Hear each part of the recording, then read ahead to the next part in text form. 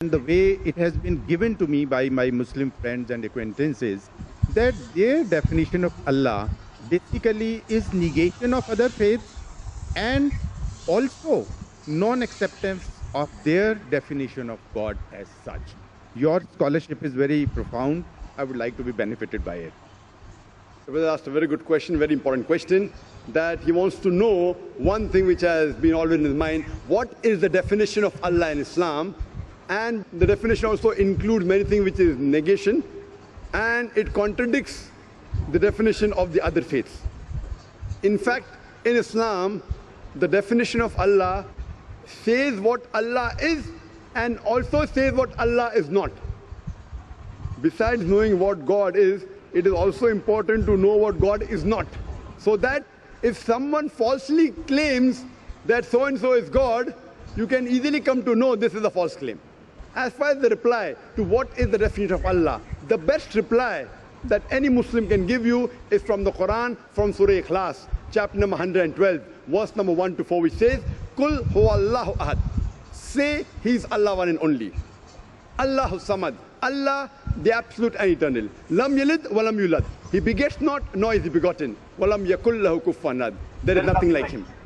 This is a four-line definition of Allah subhanahu wa ta'ala, of Almighty God, given in the glorious Quran.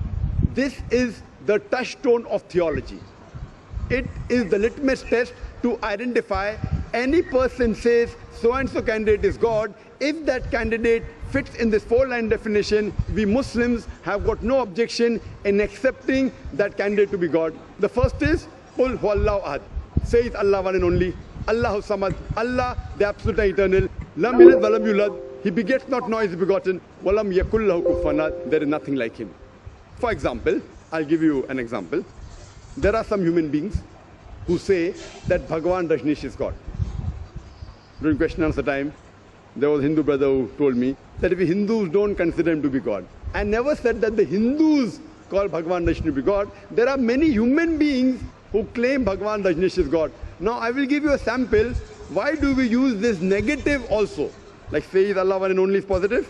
Allahu samad, Allah the absolute eternal. Lam yalid wa lam yulad. He begets not, nor is he begotten. Why do we use this? Now we'll put this Bhagwan Rajneesh to test.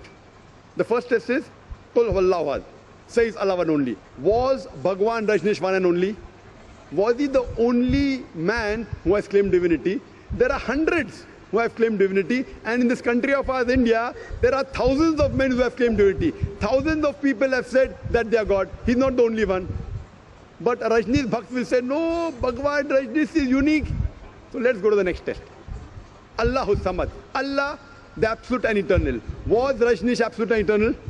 When we read his autobiography, we read there that Bhagwan Rajneesh, he was suffering from asthma, from diabetes mellitus, from chronic backache. Imagine Almighty God suffering from asthma, from diabetes mellitus, from chronic backache. The third test, Lam yalid wa lam yulad. He begets not, nor is begotten. We know Bhagwan Rajneesh, he was born in Madhya Pradesh, and he had a mother and father. And in 1981, he goes to America and takes thousands of Americans for a ride. And in the state of Oregon, he starts his new center known as Rajneeshpuram. Later on, the American government arrests him and puts him behind bars. Rajneesh alleges that the American government gave me slow poisoning. Imagine Almighty God being slow poisoned. And 1985, the American government kicks him out of the country. He comes back to India and goes back to the city of Pune. And there, he goes and restarts his center, which is today called as Osho Commune. And if you visit Osho Commune today, if you go to a samadhi, where his ashes have been kept after he died, it is mentioned over there on a samadhi, on a stone, Osho, Bhagwan Rajneesh, Osho, never born, never died, but visited the earth from the 11th of December, 1931 to the 19th of January, 1990. Never born, never died, but visited the earth from the 11th of December, 1931 to the 19th of January, 1990. They forgot to mention on his samadhi that he was not given visas to 21 different countries of the world. Imagine Almighty God coming on this earth to visit different countries and requires visas. And the last test Walam yakul lahu kufuwan ahad is so stringent that the moment you can compare God to anything in this world, He is not God. Walam yakul lahu kufuwan ahad. We know Bhagavan Rajneesh. He had a white beard. Like the human beings, he had 2 eyes, 1 nose, 1 mouth, 2 hands. The moment you can compare God to anything in this world, He is not God. Walam yakul lahu kufuwan ahad. For example, someone says that Almighty God is 1,000 times stronger than Arnold Schwarzenegger.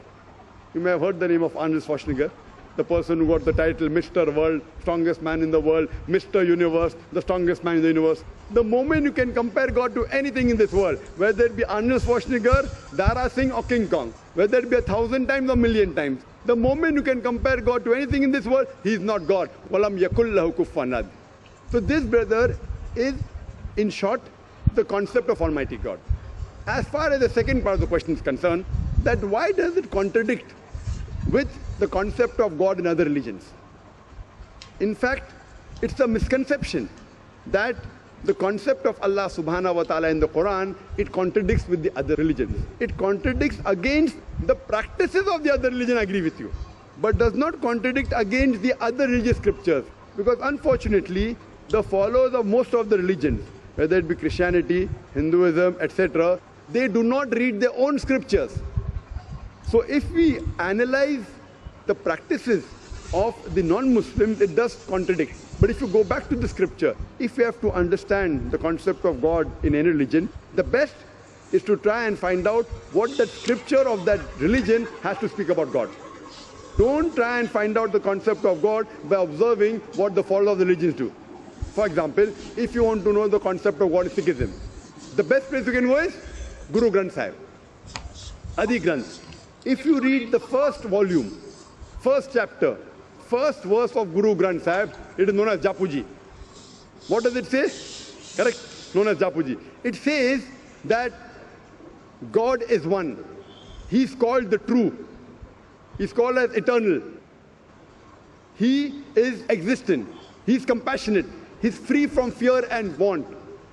And if you know, in Sikhism, Sikhism believes in one God. It does not believe in idol worship. It does not believe in Avatarvada. And in the manifest form, he is called as Ekomkara. And unmanifest form, he is called as Omkara. And if you read the scriptures of Sikhism, there are various attributes given to Almighty God. If you read the 6 scriptures, Almighty God, he is called as Satanama. He is called as holy name. He is called as Kartar, the creator. He is called as Rahim, merciful. He is called as Kareem, beneficent. He is also called as Vahe Guru, the one true God. So if you go back to the scripture, the concept of God in Sikhism and Islam is the same. Similarly, if you go to Hinduism, in Hinduism also, if you go back to the Hindu scriptures, it's clearly mentioned in the Upanishad, Chandogya Upanishad, chapter number 6, section number 2, verse number 1, Ekam Evidityam, God is only one without a second. It's mentioned in the Svetasithar Upanishad, chapter number 6, verse number 9, Nachasya Kasij, Janitana Chadipa. Of that God, there are no parents. He has got no superior. He has got no Lord.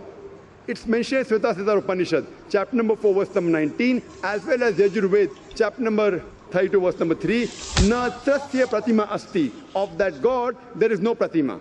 Pratima in Sanskrit means, it means an image, a photograph, a painting, a picture, a portrait, an idol, a statue, a sculpture. So it says, Na tasya pratima asti. Of that God, there is no image, there is no painting, there is no portrait, there is no photograph, no sculpture, no idol, no statue. But unfortunately, yet you find that Hindus are doing idol worship. Who's to blame? I'm quoting the Vedas. Vedas is the highest authority amongst all the Hindu scriptures. But yet you find that Hindus do idol worship. Why? Because the scholars of Hinduism, they tell that, see, Brother Zakir, you know, at the lower level, people don't understand, so for concentration we require the idol. When we reach a higher level of consciousness, then idol is not required. So I tell this Hindu Pandit, we Muslims have already reached the higher level of consciousness. It is the basis of Hinduism, basis of Vedas.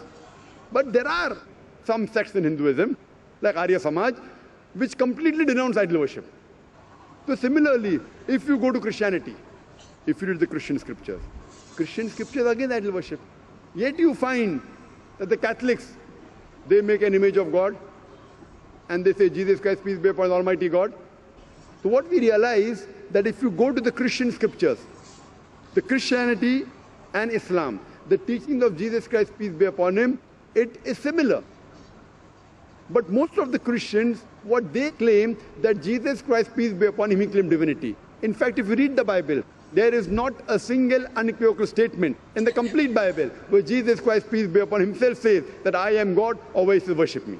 If any Christian can point out any unequivocal, any unambiguous statement in the Bible where Jesus Christ, peace be upon him, himself says that I am God, always worship me, I am ready to accept Christianity today. In fact, if you read the Bible, it's clearly mentioned